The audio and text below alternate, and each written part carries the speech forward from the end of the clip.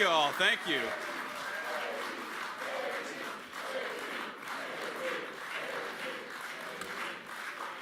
Thank you all. Thank you all. Please take a seat, and we've got some time to spend with one another. So I want to first thank a few of the great people who are here who make this possible and are leading, I think, helping us lead America's and North Carolina's comeback. So first of all, to our great Senate candidate here in the state of North Carolina, Michael Whatley. Thank you, Michael, for everything that you're doing.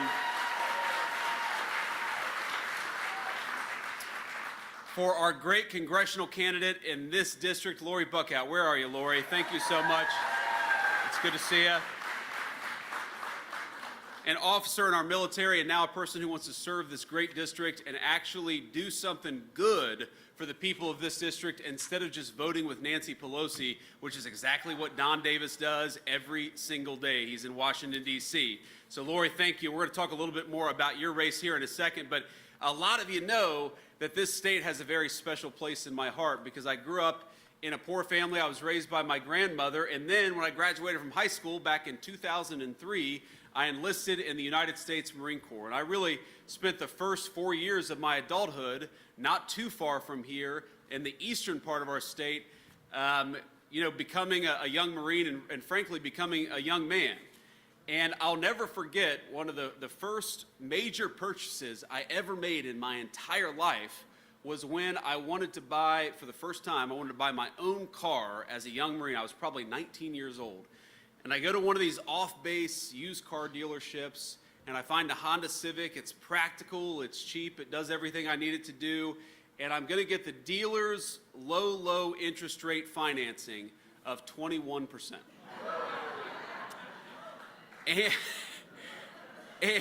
And by the grace of God, I had a great United States Marine Corps gunnery sergeant, Gunny Arledge. I went back, I said, Gunny, I got a great news for you. He said, what? He said, I'm gonna buy my first car. He said, congratulations, Marine. That's a big step for a young Marine. He said, what's your interest rate? I said, 21%. And he nearly smacked me upside the head. And he said, stop being an idiot. And he didn't say that. He used more colorful language, but I said, we have a couple of young people out there. He said, go to Navy Federal Credit Union.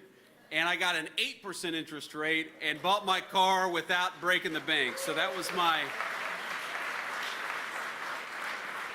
one of many lessons the state of North Carolina taught me.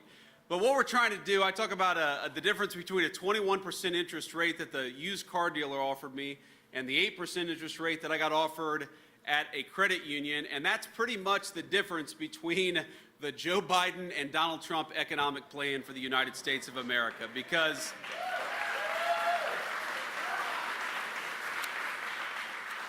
in just a very brief time, we've seen new home purchases rise to their highest level in 5 years since the last time Donald Trump was president.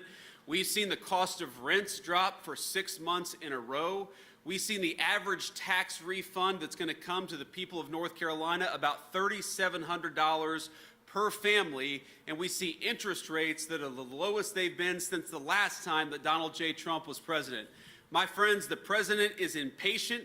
He's the most impatient person I have ever met, in fact. He constantly is pressing on the gas. He wants us to do more, but I stand here proud to say that after the first year of President Donald Trump and congressional Republicans' leadership, we are rebuilding the American dream and we are taking back this country for the people of this state.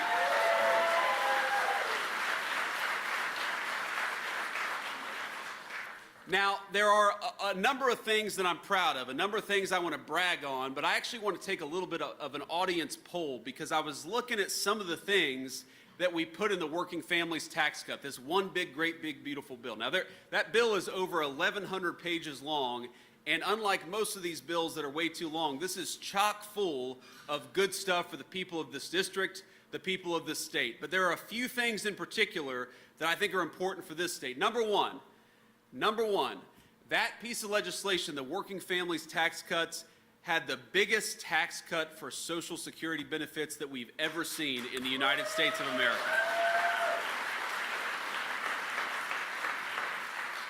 Number two, it wasn't just Social Security recipients. Number two, that legislation had the biggest tax cut for people making under $100,000 that we have ever seen in tax legislation in this country.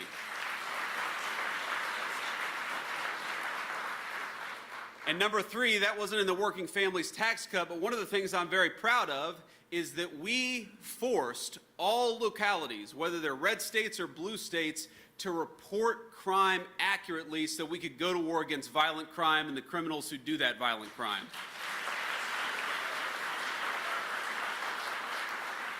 Now those are three things, and on this part, I only want you to clap once, because again, I'm going to take an audience poll here. I'm going to ask you what your favorite of those three pieces of legislation, those three accomplishments are that we've had so far in the Trump administration. So, if your favorite thing of those three is no taxes on Social Security, let me hear it. Okay? If your favorite thing is the biggest tax cuts for people making under 100K, let me hear that. Okay? And if your favorite thing is that we've gone to war against violent criminals, let me hear that. Okay.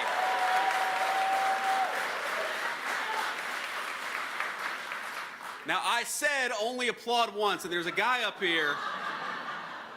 He applauded at least twice. He cheated the system, but I guess he wanted to save his applause till the very end. But we all heard the response. You know who did not clap for a single one of those great accomplishments of the Trump administration?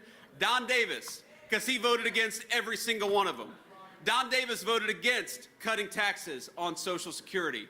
Don Davis voted against cutting taxes on those making under $100,000 a year, and Don Davis voted against going to war against violent criminals. Don Davis is not a man who stands for the people of this state or this district. He is a person who does exactly what Nancy Pelosi tells him to do, and in November, we're going to send him home and get him out of Washington, D.C.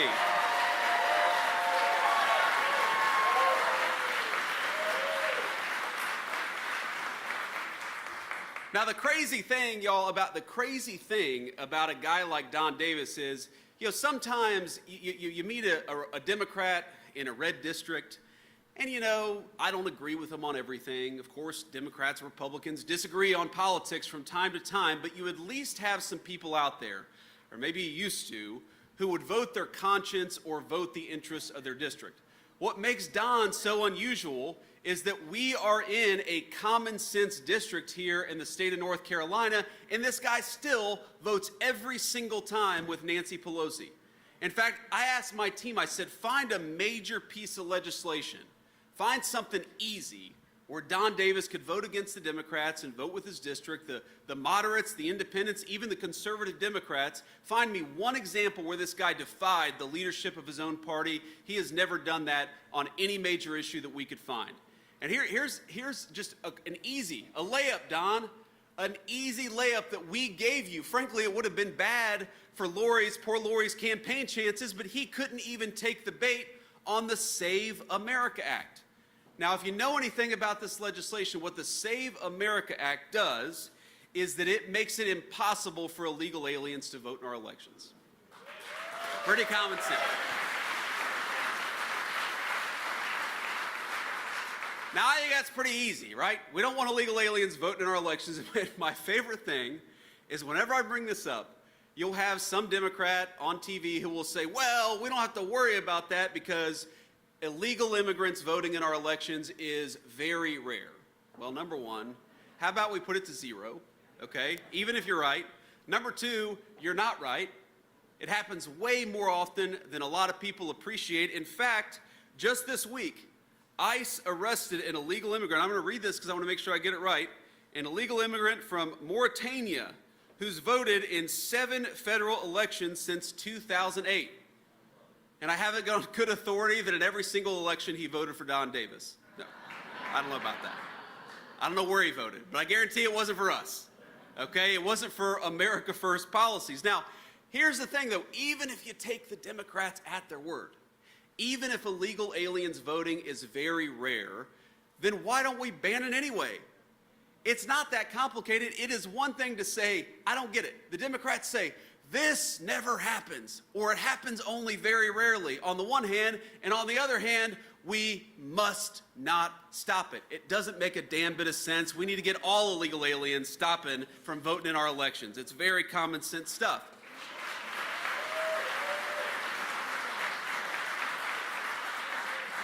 But even on that, Don Davis could not be persuaded to vote for the people of this district. That's like an 85% issue. You look at the majority of even Democrats across our country, a solid majority of Democrats want to pass the Save America Act, but not the guy who allegedly represents the state of North Carolina, who represents this district.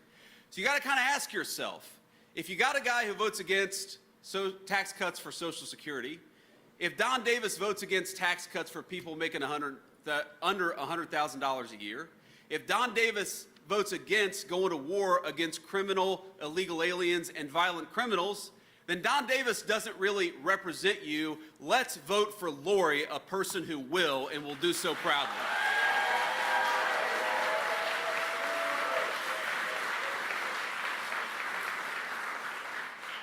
Now, I want to say a couple other things because I've given Don Davis a lot of attention here, and now I'm going to go on to Roy Cooper. So first of all, on every single thing, now Roy wasn't in Washington, D.C., but on every single one of these critical wins for the Trump administration to have gotten for the people of this district, the people of this state, Roy Cooper would have voted against all that. That's reason number one, we can't send a guy to the Senate. We want a senator who represents you. We want a senator who doesn't represent illegal aliens and fraud, but who represents hard work and the good people of the state of North Carolina. And because we want those things, we need Michael Whatley in the United States Senate, not Roy Cooper. Michael.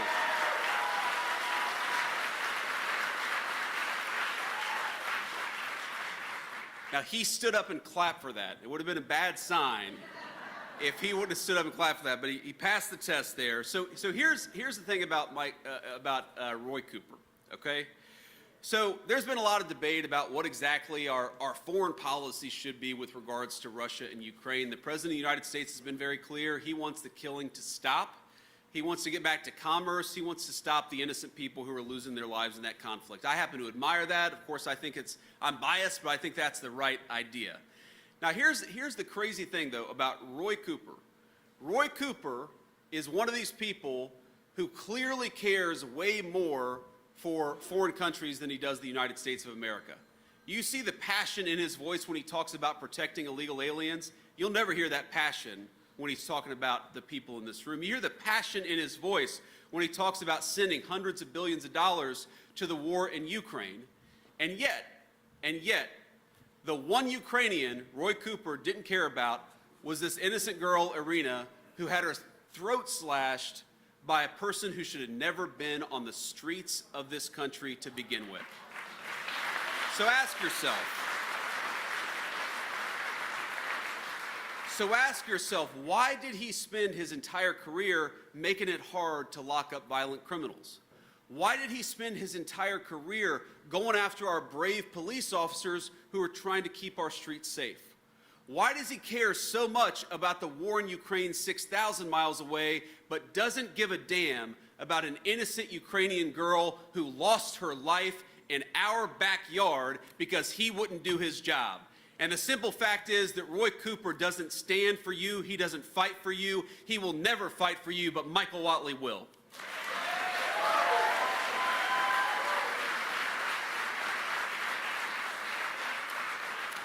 He better, but he will. I know he will. He's a good man. I know he will. Let me just say a couple of final things because I want to brag on the president. I want to brag on what we've been able to accomplish in Washington. First of all, we under the Biden administration, we dug ourselves a hole in this country. We got to be honest about that fact. The average American family under Joe Biden's leadership lost about $3,300 in take-home pay. Now, that was a combination of higher taxes, but also that terrible inflation crisis that we had when Joe Biden was president. When Joe Biden was president, not a single month did we see inflation as low as it was last month and the month before under Donald Trump's leadership. That's something big to brag on. That's something big to celebrate, because what that means is that you and your families can afford to live a better life. When Joe Biden was spending all that money on green new scams, when he was driving up the cost of everything, he was making it hard for you and your families to get by in this beautiful country that all of us love. So I happen to think it's a pretty nice thing that we've got a president of the United States that is not fighting to give away hundreds of billions of dollars to green energy scams, but is fighting to keep the American people's money in the American people's pocket, because that's exactly where it belongs.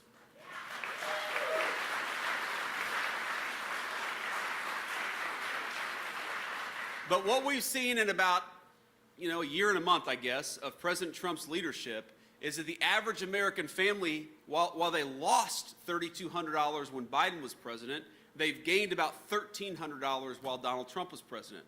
Now, that's dollars and cents. Now, there's a good news and a bad news to that. The good news is that means you're $1,300 richer than you were about a year ago. That's what we're fighting for. That's what we care the most about, is your prosperity. The bad news is we are still going to dig ourselves out of that hole that Joe Biden put us in. I think the best way to confront this problem is to be honest about it. And we all know Joe Biden put us in a big hole. So to the Democrats who talk about affordability a lot of the time, why don't you look yourselves in the mirror? Because the president who caused an affordability crisis was Joe Biden, and the president who has made the American people $1,300 richer is Donald J. Trump.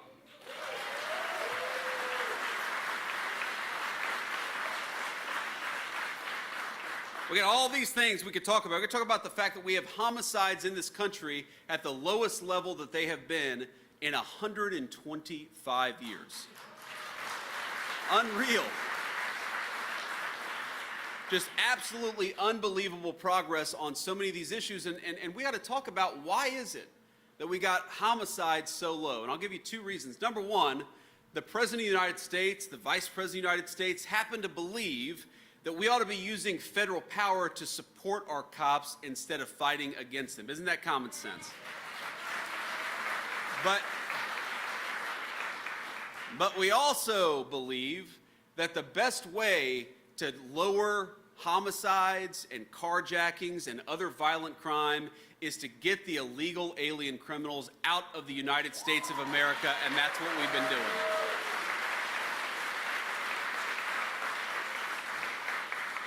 And I just can't get over the fact that Democrats are so passionate about defending the rights of illegal aliens over American citizens. It is the one thing that will get the Democrats really fired up. A few weeks ago, we had the State of the Union address. And like the Speaker of the House, I'm one of the people who has a very unique perspective into the State of the Union because I'm sitting directly behind the President of the United States.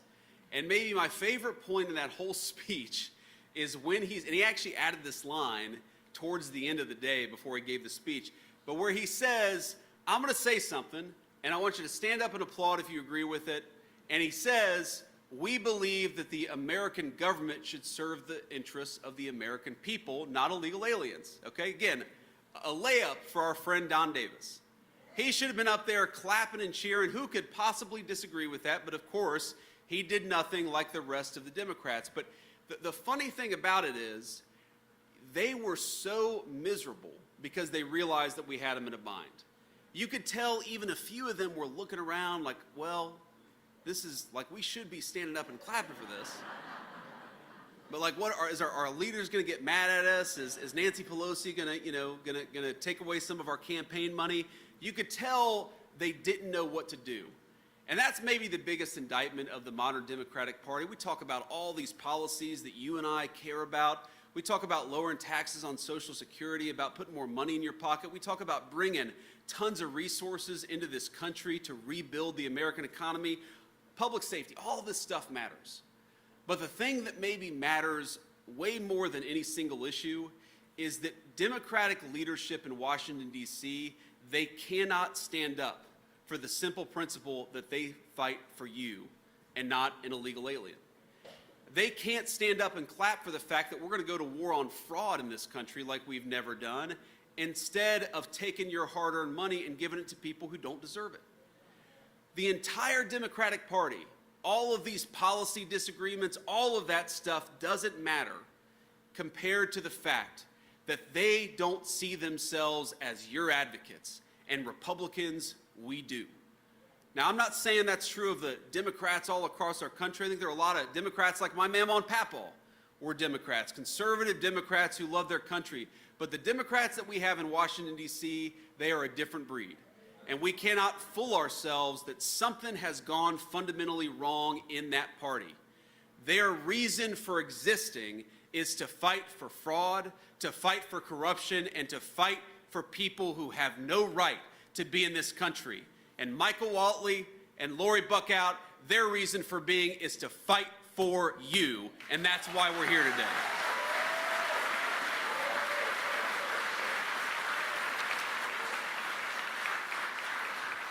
Now, I have just a couple final thoughts, and I'll take a few questions from the media, and then we'll have to get on the road. So one final thought is, and Kelly knows this, Michael Whatley knows this. By the way, I forgot to say thank you to our great SBA administrator, Kelly Loeffler. Thank you, Kelly, for everything that you're doing. Kelly has already identified hundreds of millions of dollars of fraudulent payments and has cut that stuff out of our system. I think it'll be billions by the end of the year. She is fighting for you every single day, like all of us are trying to do in the Trump administration. And as Kelly knows, when you give a speech, you talk to people, and it's, I'm sure it's being televised right now because I am the vice president. The president, thank you.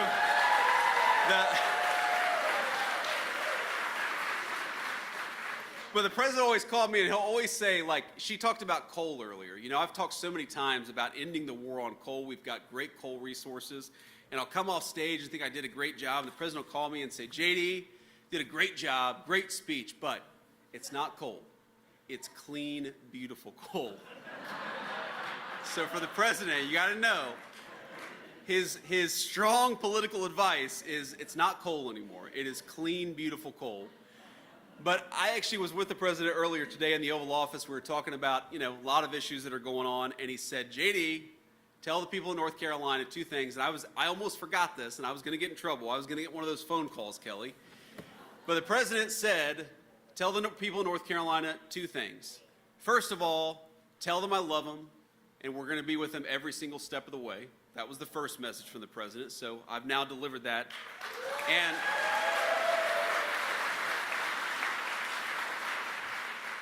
And tell them that their great furniture industry, all the cabinetry, the beautiful craftsmanship that this region of our country was known for, tell them that we are going to fight for that industry like never before.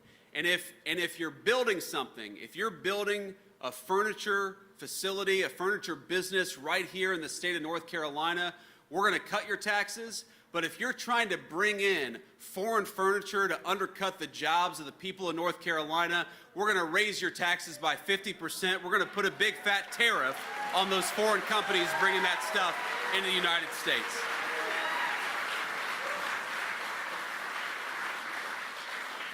So, Mr. President, I've delivered that message too. I hope I get an A+ on this particular speech. But here, let me just leave you with one final thought. You heard Kelly and Michael, and everybody's talked about this. This is one of, as I know very personally, one of the proudest states for military leadership and military service anywhere in the country. And I know you all are proud of that, and you should be. We've got incredible bases from all across the services. We've got great Marine bases, Army bases, and so forth in the great state of North Carolina. And I know it's such an important part of this state, not just economically, that matters, but set to the side the dollars and cents. You all, raise your hand if you've served in the United States military. Let's give those guys a round of applause.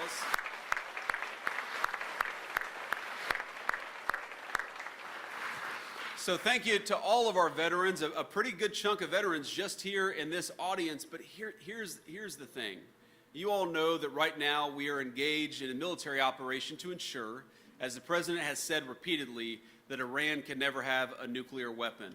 That is a simple principle and standard. Frankly, every president said that they believed it. Donald J. Trump has taken affirmative steps to ensure that Iran can never have a nuclear weapon.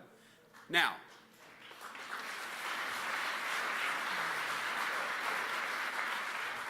But we also know that there are a lot of people from the state of North Carolina who are in harm's way right now. And so I want all of us, when we go home, we leave this event, I want all of us to say a prayer, not just for the North Carolinians, but for the people of all of our 50 states who put on the uniform and are willing to sacrifice for the safety and security and freedom of the United States of America. I want every single person, I want you to tell every single person who is serving overseas in harm's way that this crowd in North Carolina has their back. Thank you all.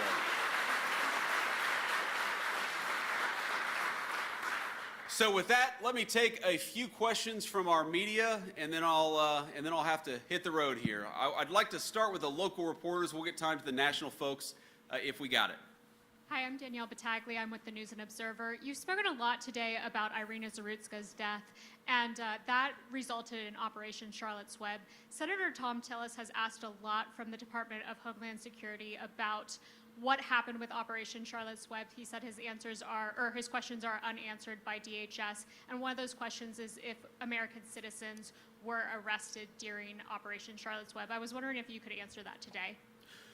Well, look, Operation Charlotte's Web is fundamentally an operation to try to make our country safe by getting violent criminals off the streets of the United States of America. Now, I was not aware that Thom Tillis, who's a friend of mine, he and I have had our disagreements, but Thom Tillis and I know each other. I'll go back and offer to speak with Tom about this. I didn't know that he said his questions had been unanswered by DHS. Now, that may be because he asked those questions a week ago and they haven't had time to answer them. You may have seen we've had a little bit of turnover in the Department of Homeland Security. But what I do promise Tom is that the new leadership at DHS is going to get him a response to his questions. But we're going to keep on using the Department of Homeland Security to do the very simple thing of making the homeland more secure. That's why it exists, and we're going to keep on doing that.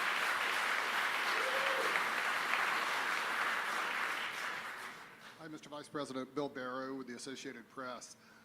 What did you advise the President initially as he considered his actions in Iran, and what are you urging him to do now, especially with Americans seeing higher prices at the pump and some of the fallout from that across the economy? Do you express any concerns like those you've expressed in the past on the possibility of these extended wars? Well, Bill, I appreciate the question. I know you guys have to ask it, but imagine the situation. We're in the Situation Room where you can't even take your iPod in there, or your AirPods, I guess what they're called.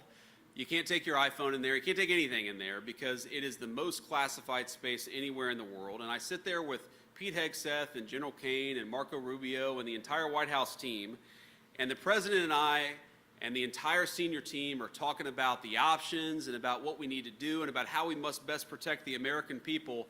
I hate to disappoint you, but I'm not going to show up here and in front of God and everybody else tell you exactly what I said in that classified room, partially because I don't want to go to prison, and partially because I think it's important for the President of the United States to be able to talk to his advisors without those advisors running their mouth to the American media.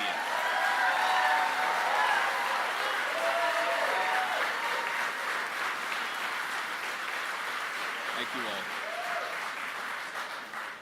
Now that said, one thing I can promise you is that Chris Wright, our great Secretary of Energy, and Scott Bessent, our Secretary of the Treasury, have been running the administration's response to the economic element of this. Because we know, obviously, when the President takes action to make sure the American people are safe, we've got to do everything that we can to deal with the consequences of that economically. And it's not just oil. There's a whole host of things that we're focused on in the administration to try to ensure that we do the right thing by the American people. What the President has said very clearly is that he does not like higher oil prices, and neither do I, but he also believes that we're going to make the American people safer and that we're going to bring those prices at the pump back down to the levels they need to be for the American people. Now, here's the interesting thing.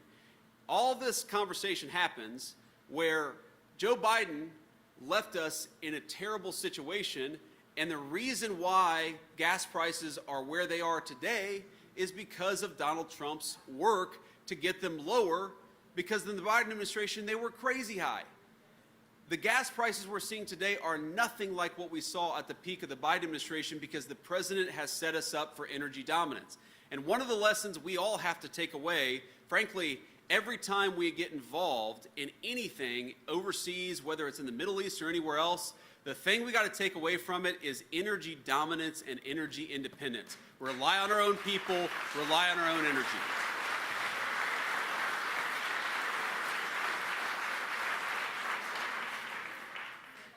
Thank you. I'm Dina with CBS 17 right over in Raleigh. Eastern North Carolina, Western North Carolina, two communities that have been really, really impacted by disasters. Sure. Hurricanes over in Eastern North Carolina, they happened a decade ago. Western North Carolina is still dealing with Hurricane Helene recovery. We heard from Governor Josh Stein several times that North Carolina has only gotten a fraction of what other states have gotten in federal funding for recovery for both communities.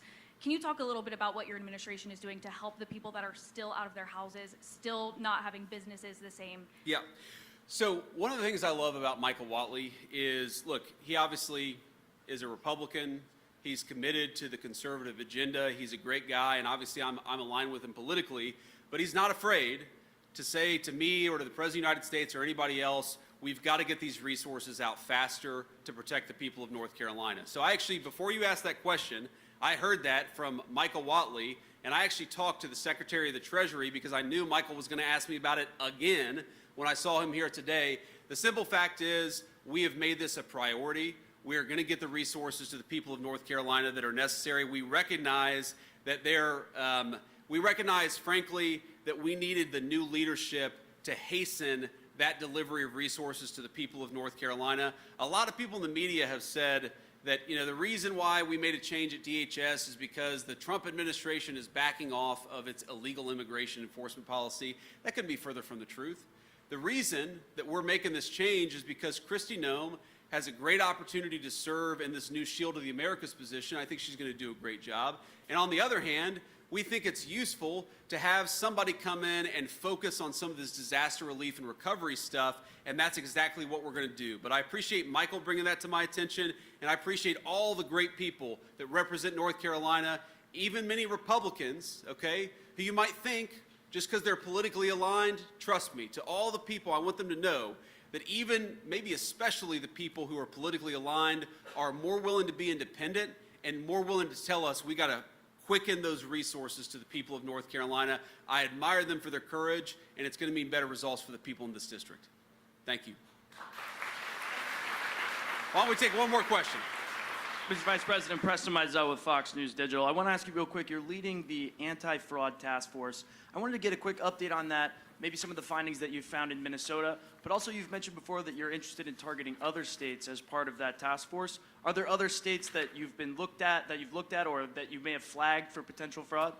Well, we know there's a lot of fraud in California, and we're trying to get to the bottom of exactly what it looks like. And what we've done in the Trump administration, and the President has really empowered us to do this, is to take the first national look at the way the American people have been defrauded over many, many years.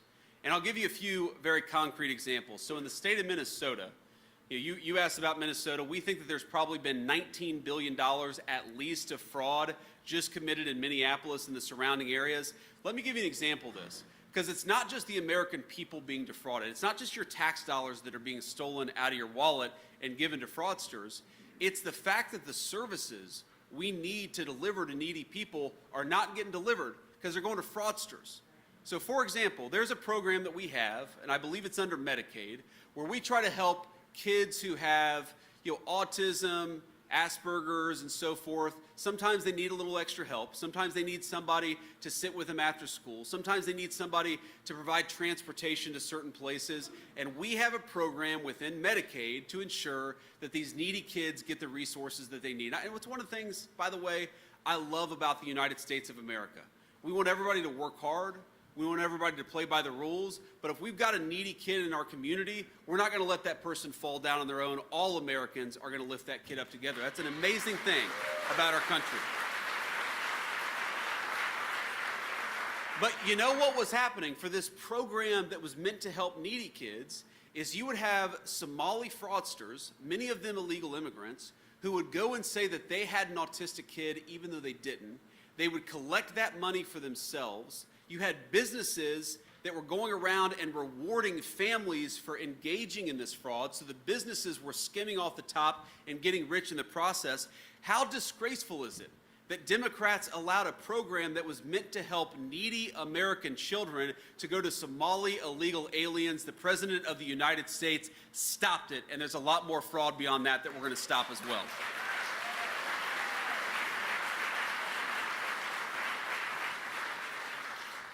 The one last point that I'll make here before we have to hit the road is, I hate to say this, and it's been shocking to me as we've gotten in this, and we want to, frankly, we want to arrest the people who engaged in criminal fraud.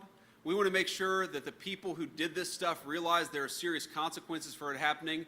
We want to make sure that the needy kids all across our communities get what they need. There are so many layers to this anti-fraud initiative that the President has directed the administration to focus on. But you know what's so crazy about this? That nobody until Donald J. Trump thought to focus on it.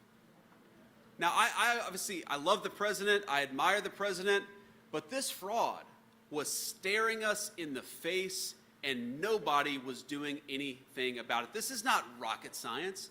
When you have a Somali fraudster come into the United States illegally and then set up a school to collect tax dollars, and the name of the school is the Quality Learning Center.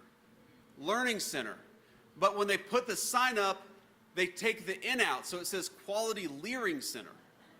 And that group, the Quality Leering Center, I don't know about you, but I don't want to send my kids to a school where they can't spell learn. That group was getting millions of dollars from the American taxpayer. There is so much fraud in our system. There are illegal aliens who shouldn't be here, who are on Medicaid. There are companies that are set up to provide medical devices, knee joints and hip joints and other medical devices that are necessary for people's health, that have collected hundreds of millions of dollars and have produced precisely 0 medical devices that have helped our people. This stuff has been going on forever, and every single person in this audience should be scandalized by it. But here's the crazy thing. It's not that all of you are scandalized that you're getting stolen from. The crazy thing is that we had a Democratic leadership who didn't do anything about it. And so here is what I promise every single person here, every single person watching, every single person in the state of North Carolina, that we are done allowing you to be stolen from. We are done allowing you to be defrauded. We are going to go after the fraud, and we are going to rebuild the American dream by making sure that it goes to Americans first and Americans only. God bless you all, and thank you for having me. Hello, Detroit auto worker, let me thank you for your time. You work a 40-hour week for a living, just to send it on down the line. Hello, Pittsburgh steel mill worker, let me thank you for your time.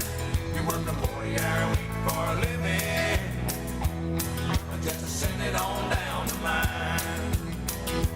This is for the one who swings the hammer, driving home the nail. For the one behind the counter, ringing up the sales. For the one who fights the fires, the one who brings the mail. For everyone who works behind the scenes, you can see them every morning in the factories and the fields, in the city streets and the quiet country towns.